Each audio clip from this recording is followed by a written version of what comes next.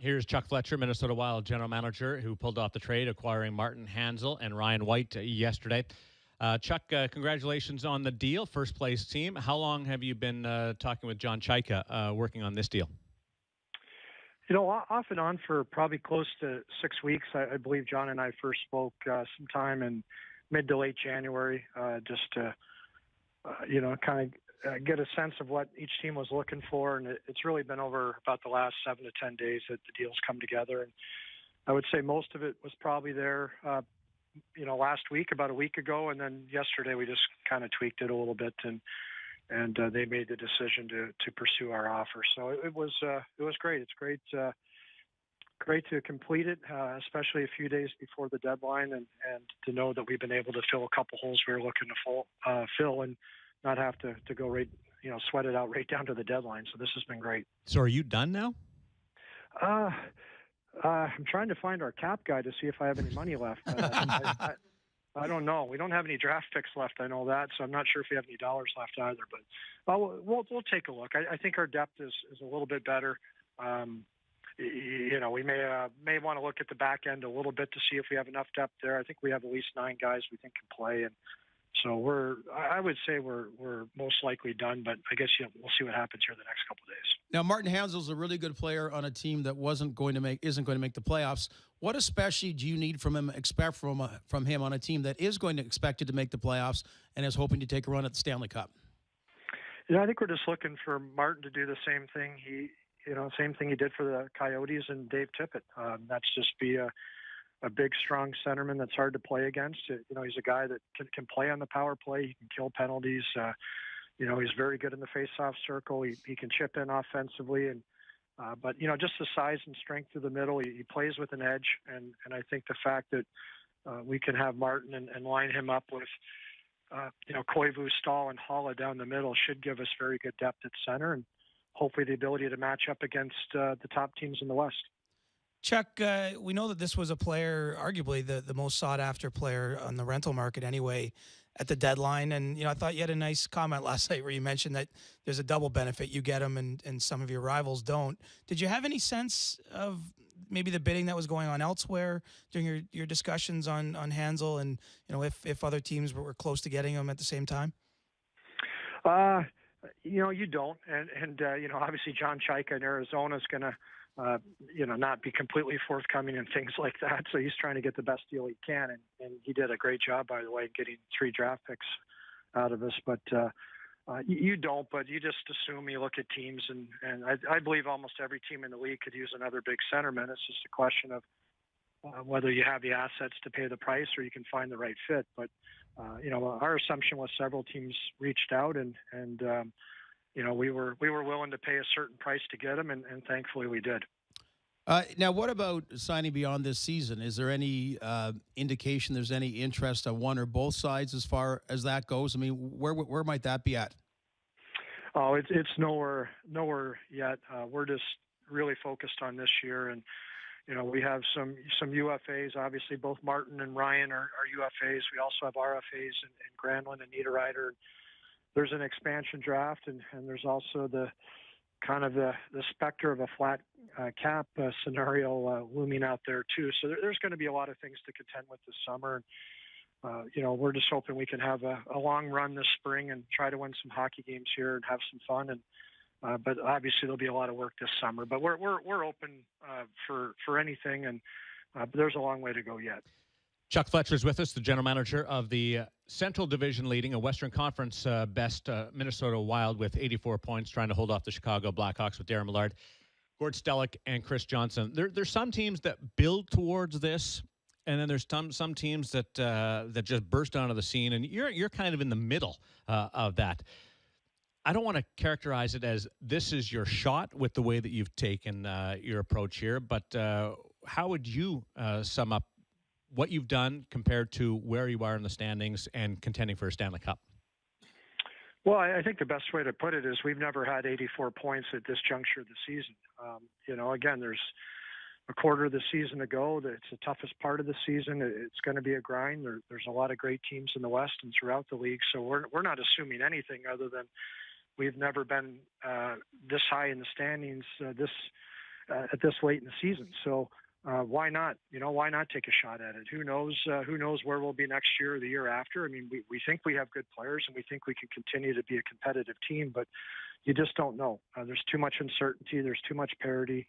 There's great competition out there. There's a salary cap you have to contend with, and so our philosophy and Craig Leopold, our owner, has been great, giving us the resources to do this. But our players have put us in a position. To try to take a shot here, and we'll see. We're not getting ahead of ourselves. We're certainly not overconfident about it, but why not take a shot? Why not try to see if we can have a run this spring and do something that's difficult to do? I love that answer. It's instead of just saying the politically correct. Why? Like, I agree. Roll the dice and go for it. Yeah, exactly. And again, there's, we just lost to Chicago last week, so we were reminded that there's some great teams in this league, and we'll get reminded again tonight by a tough LA team, and we're going to have our hands full there. So but our players have played hard. They've earned the right for management and ownership to step up and bring more assets in to make us deeper and stronger. And we're excited. We're excited about the opportunity, and yet fully cognizant it's going to be a difficult task. So when you talk about going for in the present, now 20 years ago with your dad, it was a much higher scrutinized market in Toronto. Did you ever utter the words draft schmaft?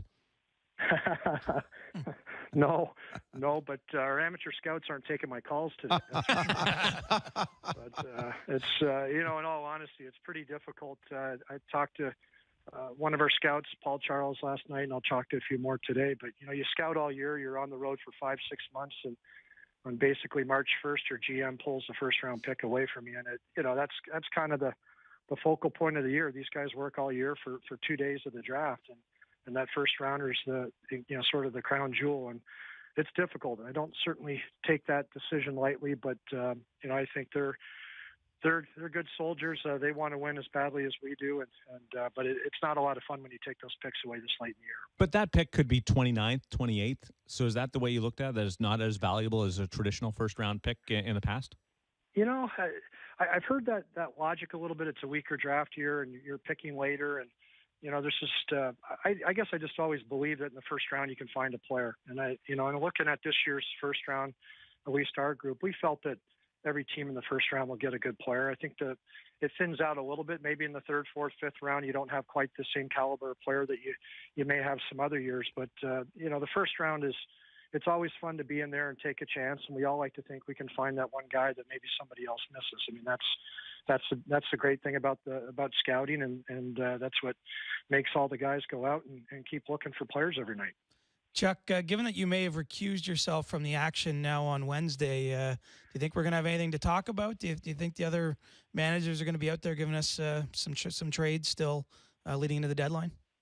Well, I would assume so. Every year there's always some, and it's difficult to make hockey trades, sort of player for player deals at this time of the year. It's much easier to make them, sort of before the draft or right after the draft. So I'm sure we'll see some draft pick type of trades, and I guess the rental trades, as you call them, but there's a lot of teams still in this and competing, and the teams that are selling, I think, are going to be able to exact some decent prices, and but yeah, for sure there'll be more moves, and everybody's looking to add a little more depth. We're wondering if we see Hansel against Ben Bishop tonight. Do we see Hansel?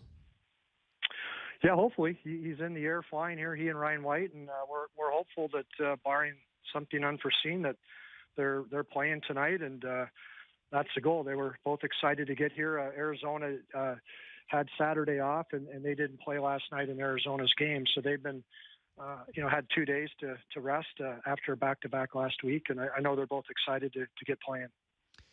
A couple of different ones. First, how involved was Bruce Boudreau in the whole process here?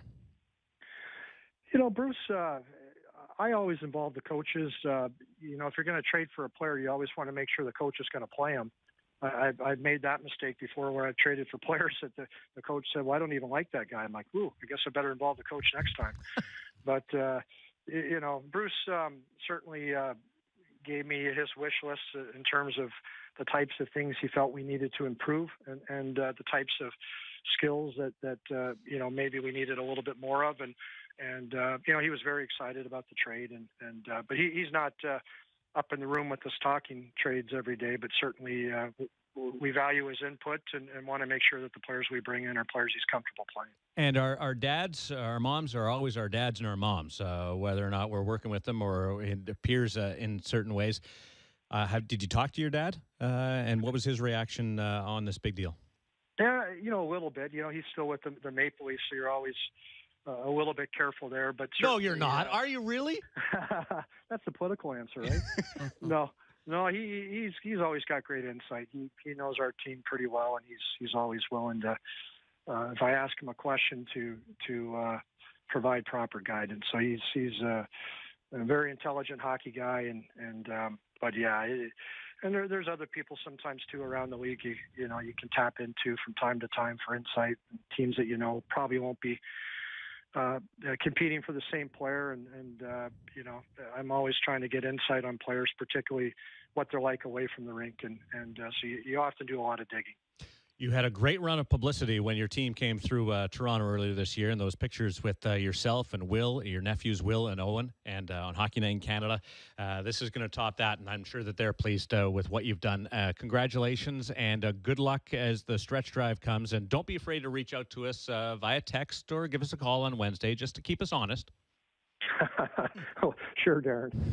There's Chuck Fletcher, the Minnesota Wild general manager.